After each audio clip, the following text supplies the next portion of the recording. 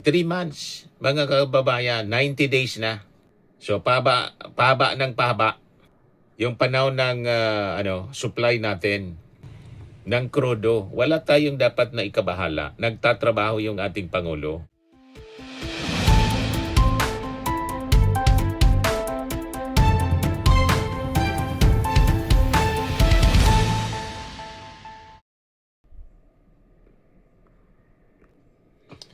Hello po mga kababayan, si Dante Maravillas. Ito, may mga magandang developments na announcement yung ating Pangulong Bongbong Marcos. Sabi ng ating Pangulo, yung crude oil supply natin, crude oil supply sa ating bansa is sufficient until June 30, 2026. So walang dapat ipag-alala. Hanggang June 30, 3 months, mga kababayan, 90 days na. Dati di ba, sabi ng ating Pangulo, 45 days, sabi ng Department of Energy. Sige-sige ang dating ng mga petroleum products sa ating bansa kasi tuloy-tuloy yung pakikipag-negotiate ng ating gobyerno sa mga suppliers. May mula sa Russia na 700,000 barrels. Tapos may panibago mga kababayan na 22 million 578,000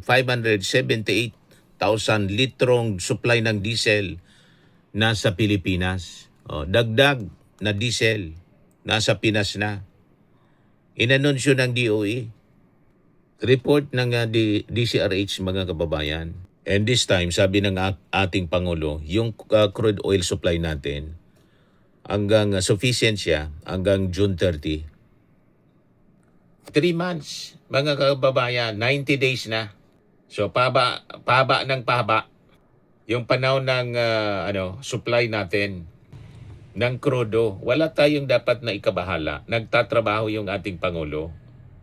Tapos yung in-announce niya kahapon na Kamago 3.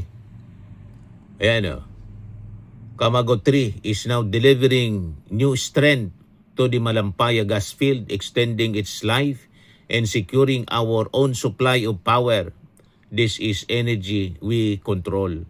Energy that shields the Filipino people from rising fuel cost beyond our shore, sabi ng ating Pangulong Bongbong Marcos.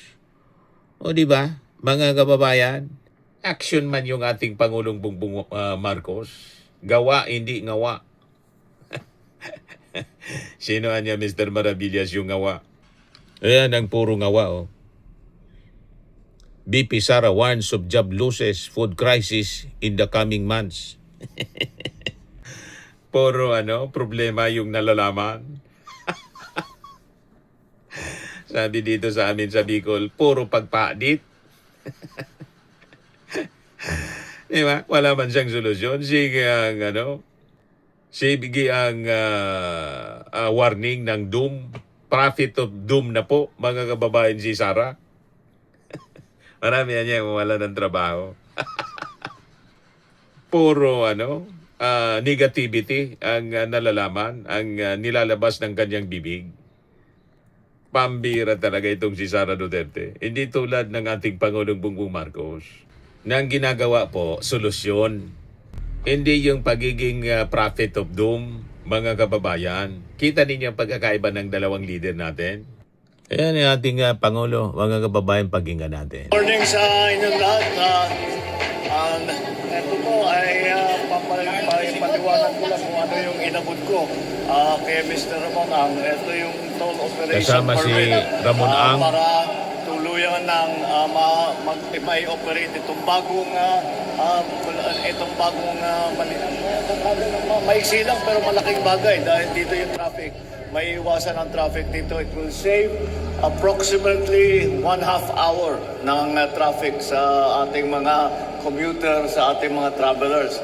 At ito ay isang bahagi lamang sa mga maating ginagawa para lalong-lalo na paghanda sa Holy Week.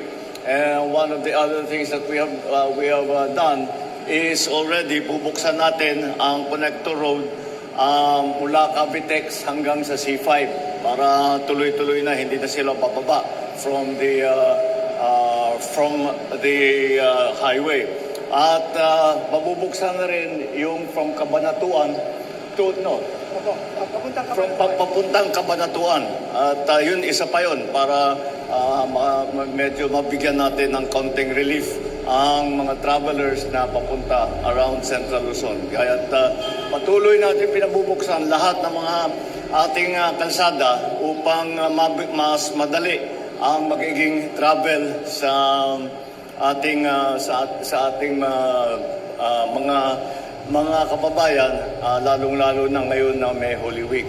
I am sure napag-usapan din namin ni Mr. Ramonang ang mga pagpasok ng fuel sa atin at in terms of crude oil supply, dahil pinapasok nila ang crude oil para i-refine dito sa Pilipinas at may save iba ang presyuhan kapag nagpasok tayo ng crudo mismo, ng diesel, kaysa sa nagpasok tayo ng crude oil at tayo mag-refine. Mas mahal yung pagpapasok ka ng refined na diesel na.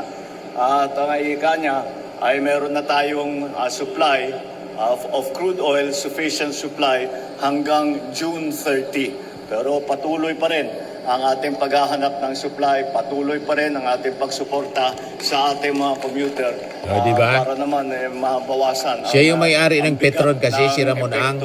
Itong nagkakagulo sa Middle East. Okay? Maraming salamat. Magandang umaga sa inyo. Thank you. Thank you.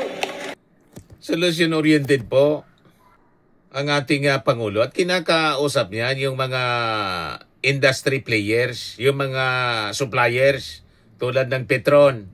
Sabi nga ni Mr. Ramon Ang, yung Petron niya pwede kong ipagbilian niya sa gobyerno kung feeling ng gobyerno mas efficient sila. Wilingan niya kung ipagbili yung Petron. Dati yan na pag-ari ng ating gobyerno, pinaibitize ng panahon ni Curicong, ni Ramos. Privatization policy, mga kababayan. You see? So patuloy ang paghanap ng solusyon ng ating gobyerno. Si Sara, ang bukang bibig po, lahat problema. O di ba?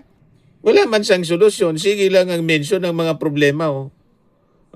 Mawalan na niya ng mga trabaho, food crisis in the coming months. Anong solusyon mo? Yan lang ang kanyang sinasabi. Simulan na nating planuhin ang ating mga akbang hanggang sa katapusan ng taon 2026 kasama ng paghanap ng pag-harap sa posibleng pagkawala ng trabaho, patuloy na pagtaas ng presyo ng pagkain. Hindi normal ang ating pinagdadaanan. Ito ay epekto ng mga krisis sa labas ng ating bansa na direktang nakakapekto sa presyo ng pagkain, langis, at iba pang pangunahing pangangailangan. Yun na lang palagi yung sinasabi niya. Wala man siyang mga konkretong akbang para makatulong sa ating gobyerno. Parte siya ng pamahalaan, Vice Presidente. Yung ating Pangulo, tingnan ninyo. Solusyon sa ating problema. At ngayon, kausap niya si Mr. Ramon Ang, pati yung pagsasayos ng traffic. Kasi buksanaan niya natin ito. Si Ramon Ang kasi yung mga contractors dito. Yan yung sa toll. Pati kasi yung mga construction itong mga kalsada, pinasok na ng kumpanya ni Ramon Ang.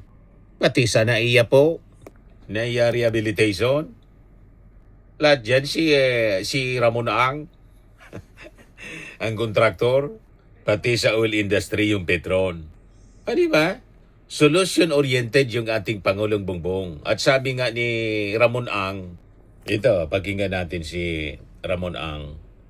Kasi nga, ang binibili naming crude oil mas mura kaysa refined product. Kaya very important po itong public service ito. And I promise the public, we will not take advantage on this fuel crisis. Hindi kami kikita ng mahigit pa sa normal. And I'm willing to even lower the income. Baliwala sa akin income. In fact, sabi ko nga Kung gusto ng gobyerno, pwede nga ng gobyerno bilhin yung Petro sa akin eh. Kung tingin nila, mas magaling sila magpatakbo eh, di ba? So, in short, you have my 100% cooperation na tutulungan yung mga kababayan natin. Salamat po. Okay. Yeah, si Ramon, we will not take advantage of this fuel crisis niya. San Miguel Corporation President and CEO Ramon Ang assures the public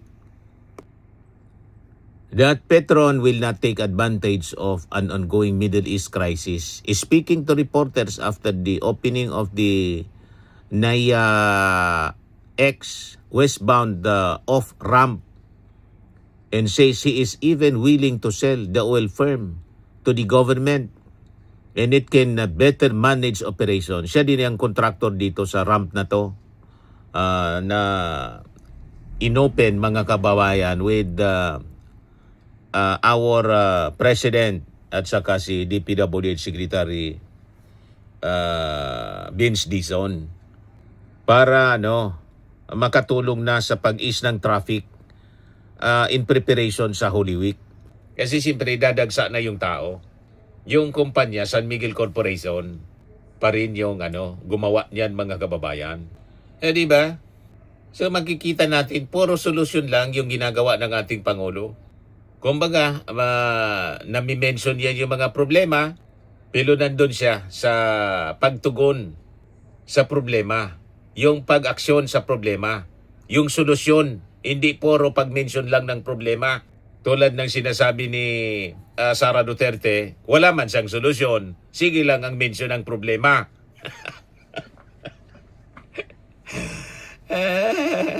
Mini-mention niya para manira.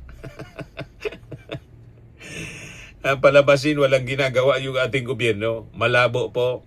Hindi po siya totoo, mga kababayan. Ang totoo ito na mga ginagawang aksyon ng ating Pangulong Bongbong Marcos. 3 months na yung ating stocks.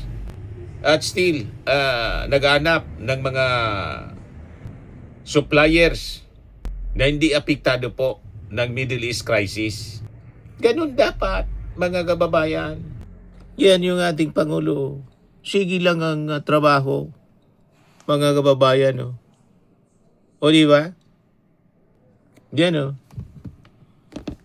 President Ferdinand Marcos Jr. joined by DOTR Secretary Giovanni Lopez, DPWH Secretary Vince Dizon, SMC President, and CEO Ramon Ang, and Toll Regulatory Board, Executive Director Jose Arturo Tugade, kita mo, Tugade, led the inauguration of the new westbound off-ramp linking the NAIA Expressway,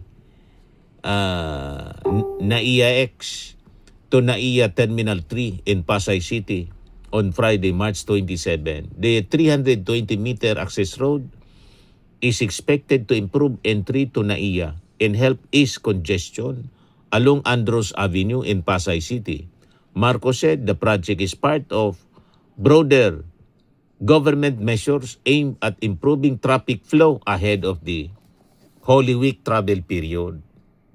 Napakasipag ng ating Pangulong Bongbong Marcos. At lahat ng mga ginagawa niya, may malaking pakinabang yung ating mga mamamayang Filipino. O di ba? Malamangan niya, Mr. Maravillas, galit na naman yung mga DDS kasi napapahiya na naman sila.